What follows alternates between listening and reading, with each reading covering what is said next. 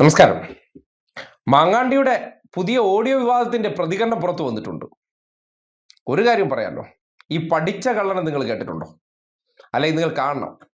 ഈ പഠിച്ച കള്ളന്മാർ അതിനി എത്ര കള്ളം ചെയ്ത് കൈയോടെ പിടിച്ചാലും ആ കള്ളന്മാരുടെ പ്രത്യേകത എന്താണ്?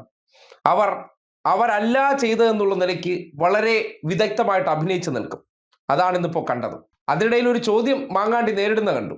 അതായത്, ഈ ഓഡിയോ നിങ്ങളുടേതാണോ? എന്തിനാണ് നിങ്ങൾ ഓഡിയോ എടുത്ത് കൊടുത്തതിന് ശേഷം എന്നോട് വന്ന് ചോദിക്കുന്നത്? മാധ്യമപ്രവർത്തനം എന്താണ്? സാധാരണഗതിയിൽ എനിക്കെതിരെ ഞാൻ പീഡിപ്പിച്ച ഒരു പെൺകുട്ടിയുടെ ഓഡിയോ കിട്ടിയാൽ, രാഹുലെ, ആ പീഡിപ്പിച്ച ഓഡിയോ നിന്റെ തന്നെ എന്ന് അങ്ങോട്ട് ചോദിക്കുന്നതാണത്രേ മാധ്യമധർമ്മം. എന്നിട്ട് വേറൊരു വാചകവും കൂടി പറഞ്ഞു. നിങ്ങൾ ശ്രദ്ധിക്കേണ്ട ഒരു കാര്യമുണ്ട്. എനിക്ക് വേറെ മാധ്യമങ്ങളുണ്ട്.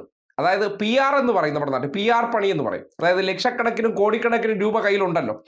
ഈ വയനാട് ഫണ്ട് ഉൾപ്പെടെ ഞാൻ അടിച്ചു മാറ്റി വെച്ചിരിക്കുന്നതുകൊണ്ട് തന്നെ എനിക്ക് പറയാൻ വേറെ മാധ്യമങ്ങളുണ്ടല്ലോ. ഞാനായിട്ട് സ്ക്രിപ്റ്റ് ഇട്ട് നിർത്തിയിരിക്കുന്ന, അല്ലെങ്കിൽ ഞാൻ ചെലവിനും കൊടുത്ത് നിർത്തിയിരിക്കുന്ന ആ മാധ്യമങ്ങൾ, ഞാൻ അതിലൂടെ എനിക്ക് പറയാനുള്ളത് പറഞ്ഞോളാം. പിന്നെ കോടതിയിൽ തെളിയിക്കും അത്രേ. ഡീഫർമേഷൻ കൊടുക്കാത്തത് സമയമുണ്ടല്ലോ. സാധാരണഗതിയിൽ നമുക്കെതിരെ ഒരാൾ അപകീർത്തികരമായിട്ടുള്ള, നമ്മൾ ചെയ്യാത്ത കാര്യത്തെക്കുറിച്ച് പറഞ്ഞാൽ എപ്പോഴായിരിക്കും നമ്മൾ പരാതി കൊടുക്കുന്നത്? 6 വർഷങ്ങൾക്ക് ശേഷമായിരിക്കും? അല്ലല്ലോ.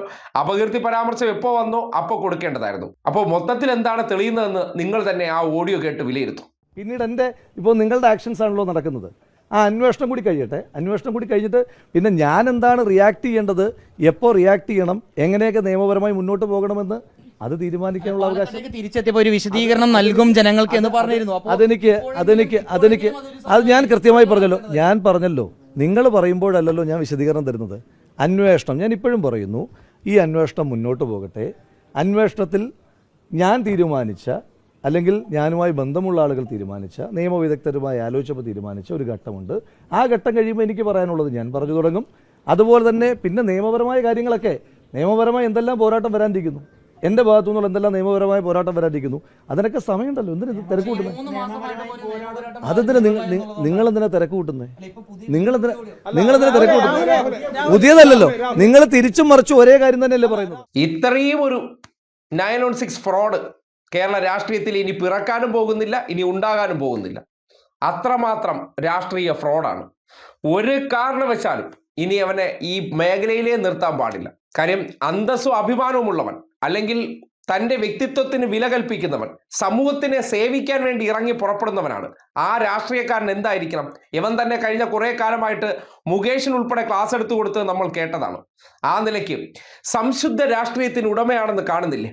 സംശുദ്ധ രാഷ്ട്രീയം ഏത് രീതിയിലായിരിക്കണം? ഇങ്ങനത്തെ ആരോപണങ്ങളൊക്കെ വന്നാൽ എന്താണ് ചെയ്യേണ്ടതെന്ന് പുതിയ തലമുറയ്ക്ക് കാട്ടിക്കൊടുക്കുകയാണ്.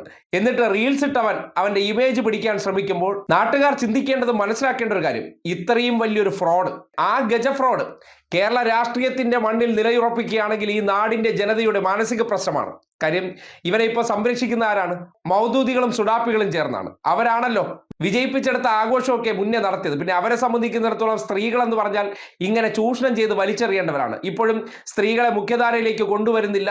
അവരെ അടിമകളാക്കി കാണുന്നവർക്ക് സ്ത്രീകളെ ഇങ്ങനെയൊക്കെ ചെയ്യുന്നത് ഒരു ഹീറോയിസ്റ്റിക് പരിവേഷം കൊടുക്കുന്നു.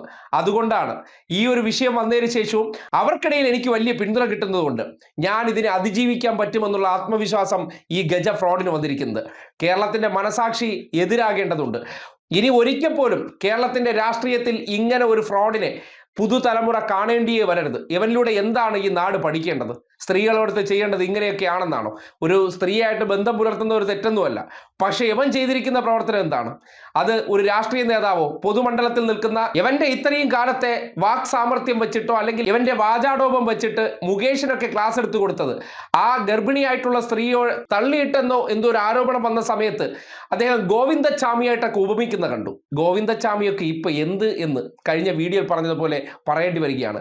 ഒരു കള്ളം ചെയ്തതിന് ശേഷം അതിൻ്റെ മുകളിൽ നിന്ന് എത്ര വിദഗ്ധമായിട്ടും എത്ര സാമർത്ഥ്യത്തോടു കൂടിയാണ് അത് ചെയ്തില്ല എന്ന് പറയുന്നത്. ഇത് ഈ അടുത്ത കാലത്ത് യൂത്ത് കോൺഗ്രസ്സുകാരനായിട്ടുള്ള ഒരുത്തൻ മലപ്പുറത്ത് അയൽവാസിയായിട്ടുള്ള സ്ത്രീയെ കൊന്ന് അടുക്കളയിൽ കുഴിച്ചിട്ടതിന് ശേഷം അവരെ കാണാനില്ല, അവരെ തിരോധാനത്തിൽ അന്വേഷണം വേണമെന്ന് പറഞ്ഞ് പോലീസ് സ്റ്റേഷന് മുന്നിൽ ധർണ നടത്താൻ പോയി, അല്ലെങ്കിൽ പ്രതിഷേധ സമരം നടത്താൻ പോയി. നിങ്ങൾക്ക് ഓർമ്മയില്ലേ?